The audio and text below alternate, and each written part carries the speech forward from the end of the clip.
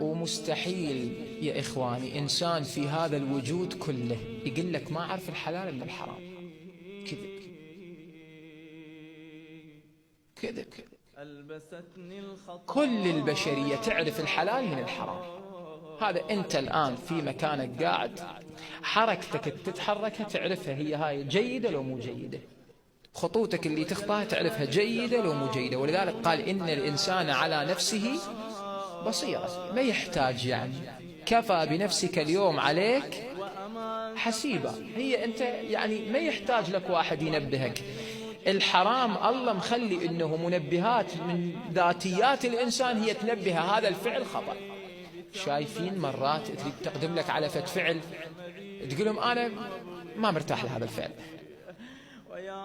يقولوا لك يا أبا حلال، تقول لهم ما يخالف بس أنا شو ما نفسي تقول لي تحدثني تقول لي ارفضه.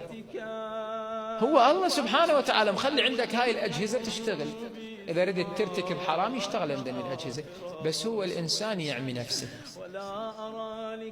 هو الإنسان يقولون الإنسان ما ارتكب الفاحشة بعناده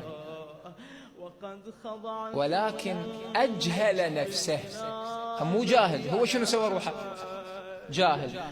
شجرة فيها 5 برتقالات، يدري أكو وحدة من عندهم تعبانة مضروبة، ما يكلف نفسه يدور على هاي المضروبة ويميلها ويتجنبها وياخذ له وحدة جيدة، يغمض وياخذ ياها اللي تجي بيده تجي بيده، خلص شلون ما رادت تجي خل تجي. مو صحيح هذا. فكل إنسان إذا ما ينمي نفسه هو يصنع، يعني إذا ما يصنع نفسه الآن من أهل الجنة فهو في النتيجة يعني وبال تكون عليه. عليكم السلام. هسه راح تقول وهذا إلنا إحنا. شوف إحنا الناس اللي مضت راحت أمير المؤمنين صلوات الله عليه وقف على القبور، وقف عليهم. شوف شنو قال لهم، التفتوا يا إخواني. قال لهم يا أهل المقابر، يا أهل القبور الدوارسي، أما الأموال فقسمت. شايف شاب الآن تقول له هاي المعاملة جاي تتعامل بها حرام، يقول لك كلها مشترية فت قضية إلكترونية، مشترية فت سلعة بالخارج ما أدري شو يسمونها هي هاي، سكوتر ويشتريها ويحساب أموال. ما نظر شرعيتها حلال لو حرام، مش نظر فلوسها شقد.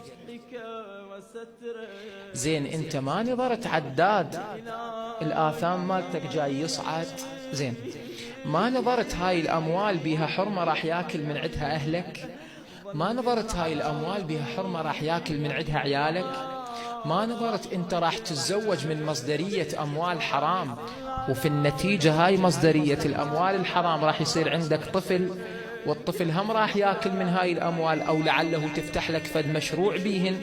زين والمشروع نما أكله منين؟ من الحرام. يقول لك مو الناس كلها مسويتها يا حبيبي، خو الناس كلها مسويتها، يعني شلون احنا مثلا كل شيء تسوي الناس احنا هم لازم شنو؟ هم لازم نسويه.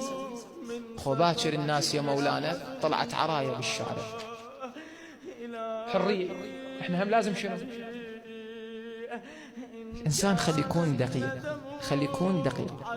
كل شيء خلي عندك بيه مال إلا مصدر أموالك، دير بالك، لأن هذا يتلفك ويتلف جيل كامل، يعني يتلف لجيل كامل.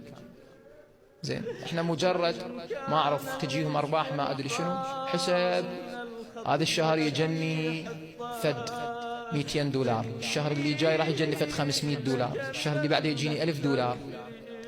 الله يقول له احسب إنا نعد لهم عدا، احسب على راحتك، احنا نعرف شلون ناخذهم من عندك، نعرف شلون ناخذهم من عندك.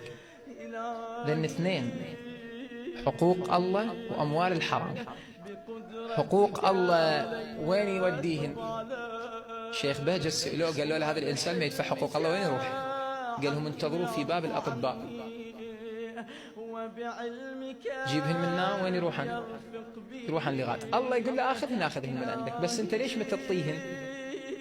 لأن في أموالهم حق معلوم للسائل والمحروم. أنت ليش ما تعطيهن وإحنا نزيد لك؟ ليش تدفعهن غصبا عليك وتروح البركة من أموالك؟ وأموال الحرام يصيرن هواي خسر لفت خسارة كبيرة، راح ورجع من جديد. فذني سوى وبال على الإنسان.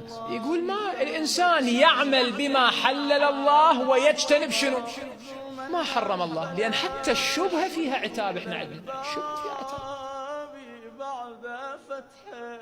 ففي النتيجة هيك الإنسان يصون نفسه، فهو يصنع آخرته. يريد يسوي القبر حفرة، يريد يسوي روضة، هو كيفه. يريد يحول حياته البرزخية من جميل إلى شنو إلى أجمل. يريد يخلي حياته يا مولانا من نكد وكمد في هذه الدنيا إلى شنو إلى كمد في المرحلة الثانية.